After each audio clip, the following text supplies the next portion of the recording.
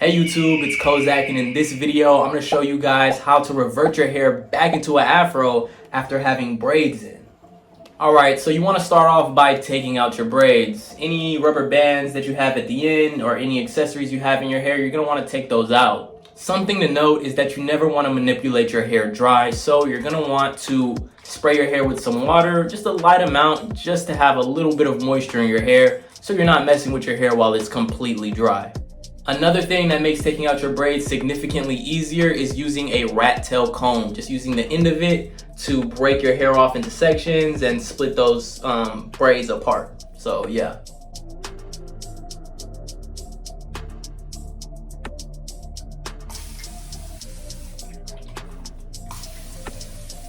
Now the way you're going to want to remove your braids is you're going to want to take your rat tail comb and just like kind of puncture like the middle of your hair here, and then you just pull, and that's it.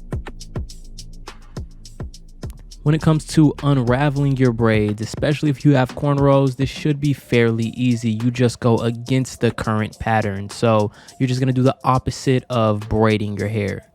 This should be a very easy process to do, but you still want to take your time with it and be gentle.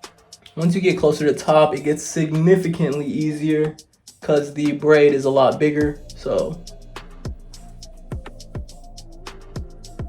just kind of unravels at this point. It's like super easy to take off.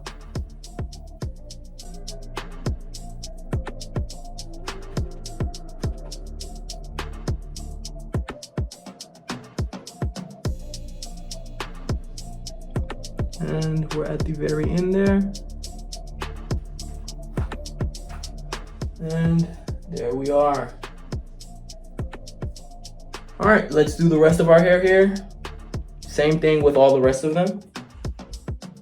So the rest of the process is pretty self-explanatory. The same thing that we did with the first braid, we're just gonna do with all the rest of the braids.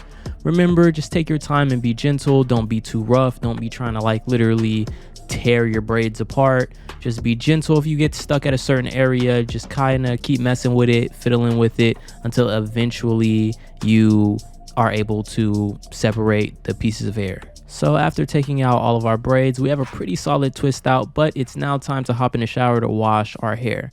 So of course, the first way you want to start to wash your hair is of course wet your hair.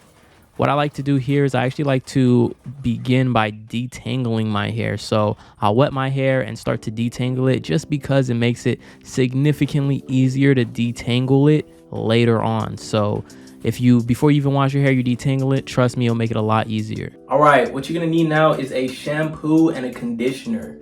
This is Alikay Natural Shampoo and Conditioner. This is what I prefer to use, but you can use any shampoo and conditioner that you want. If you want these shampoo and conditioner, then I'll leave a link down in the description where you can grab them.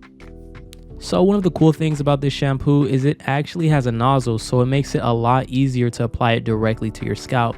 If you don't already know, shampoo is actually meant for your scalp and not your hair. Conditioner is meant for your hair, but shampoo is meant solely for your scalp. So that's why you see me only applying it here to my scalp.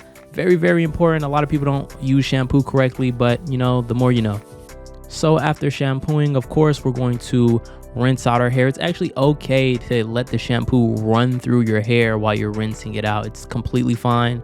That actually helps your hair to get a little bit cleaner, but you don't want to use shampoo directly on your hair.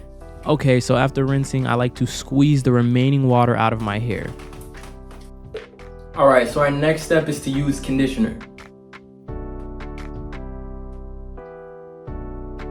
Now, ideally, when you have as much hair as me or more, you should separate your hair into sections and then work on those sections individually. But since this is a quick video and this is a quick wash, I'm just going to be using it all around my head rather than separating it into sections. But I highly recommend, if you do have a lot of hair, separating your hair into sections, as you would get a much better wash and condition. We're gonna let this sit in our hair for about 5 minutes. This is a very important step that most people don't do when they condition their hair. They shampoo their hair and then they immediately rinse it out, and then they condition their hair and then they also immediately rinse it out. You can wash out the shampoo, but you should not wash out the conditioner until 5 minutes actually passes. So while I wait, I actually like to detangle my hair again. This just makes it a little bit easier to detangle my hair once I rinse it out as well.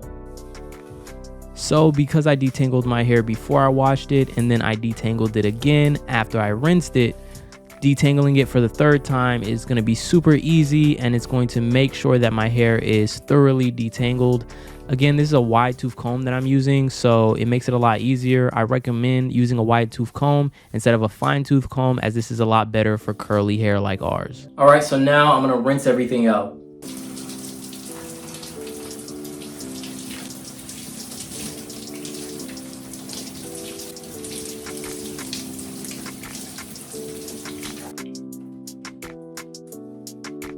Alright, after showering, it's now time to condition, so we're gonna do just that. This is Alikay Natural Lemongrass Conditioner, and this is Melanin Hair Care's Multi-Use Conditioner. Both these conditioners are on the natural side and super good, so I recommend either one of them. If you're interested, I'll leave a link down in the description to where you can grab it. So kind of the same thing with the conditioner. Ideally, again, separate your hair into sections. I'm not gonna be doing that just for the sake of the video, but yeah. All right, now we're gonna go in with a heavier weight conditioner. My hair tends to get dry fairly easily, so I use 2 conditioners. This kind of is subjective, so if your hair holds moisture very well, you might only need a lightweight conditioner or 1 conditioner. For me, I use 2 because my hair kind of struggles to hold moisture in, so. All right, and this is our finished product. Let me give you a little 360. This is our side. Here's the other side, and then the back. Our hair is hydrated, our hair is springy, and it has a bunch of life in it. But yeah, that is how you would revert your hair back to an afro after getting cornrows or braids.